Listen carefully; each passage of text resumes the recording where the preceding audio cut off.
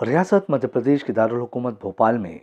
मध्य प्रदेश जमीयत उलेमा हिंद ने कब्रिस्तान बचाओ मुहिम शुरू करने का ऐलान किया था, जिसके बाद जमीयत उलेमा मध्य प्रदेश की टीम के जरिए आज भोपाल के हलालपुरा कब्रिस्तान में साफ सफाई मुहिम शुरू की गई और कब्रिस्तान को साफ और खूबसूरत बनाने की पहल हुई। वाज़ेह रहे कि भोपाल का ये हलालपुरा कब्रिस्तान एक तारीखी कब्रिस्तान है, जहां पर कई बुजुर्ग दफन हैं, जिसमें से एक नामोर शख्सियत अब्दुल रहमान बिजनूरी है, जिन्होंने 32 साल की उम्र में तारीख के वर्क पर अपना सुनहरी लफ्जों में नाम लिखकर इस दुनिया से रुखसत हो गए थे, जिनका तारीखी मकबरा इस कब्रिस्तान में बदहाल पड़ा है। उनके मकबरे को संवार कर अवाम को उनके कारनामों और उनकी शख्सियत को अवाम के सामने लाना जरूरी है। इसी तरह दूसरे कब्रिस्तानों पर भी जमीयत उलेमा का वफ्द मेहनत करेगा और उन्हें संवारे गए। जमीयत उलेमा जो है पूरे शहर के अंदर ये कोशिश है कि सफाई हो, और इस कब्रिस्तान की भी सफाई अल्हम्दुलिल्लाह हुई है। यहाँ के लोग आए, उन्होंने सफाई की, और भी हम लोगों की ये कोशिश है कि पूरे शहर के अंदर जितने भी कब्रिस्तान हैं उन सब की हिफाजत हो, साफ़ सफाई हो। इस चीज़ का जमीयत उलेमा जो है मिलकर आह्वान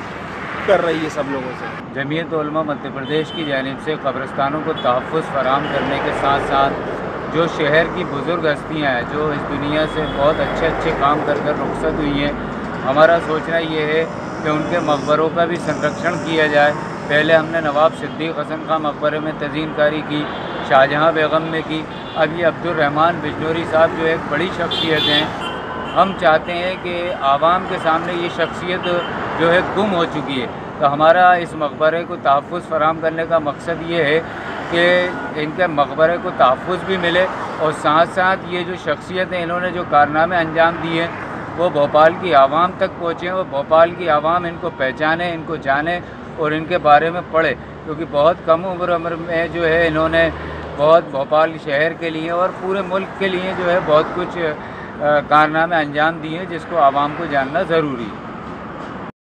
वहीं जमीयत उलेमा मध्य प्रदेश का मुतालबा है कि मध्य प्रदेश वक्फ बोर्ड लोगों को कब्रिस्तानों में साफ सफाई करने और उसके तहफ़्फ़ुज़ के लिए काम करने की इजाज़त दे, क्योंकि जब आम लोग कब्रिस्तान में काम करना चाहते हैं तो वक्फ बोर्ड के जिम्मेदार और वक्फ कमेटियां उन लोगों को काम करने से रोकती है। यही वजह है कि रियासत के कब्रिस्तान बदहाल पड़े हैं। वाज़ेह रहे कि दारुल हुकूमत भोपाल में एक वक्त में 187 कब्रिस्तान हुआ करते थे, जो बचकर महज 23 रह गए हैं, जिसमें से सिर्फ 7 या 8 कब्रिस्तानों में तदफीन का काम जारी है। अगर ऐसे में इन कब्रिस्तानों पर ध्यान नहीं दिया गया तो वो वक्त दूर नहीं जब ये कब्रिस्तान भी नाजायज कब्जों का शिकार हो जाएंगे। ईटीवी भारत के लिए भोपाल से कमर गौस की रिपोर्ट।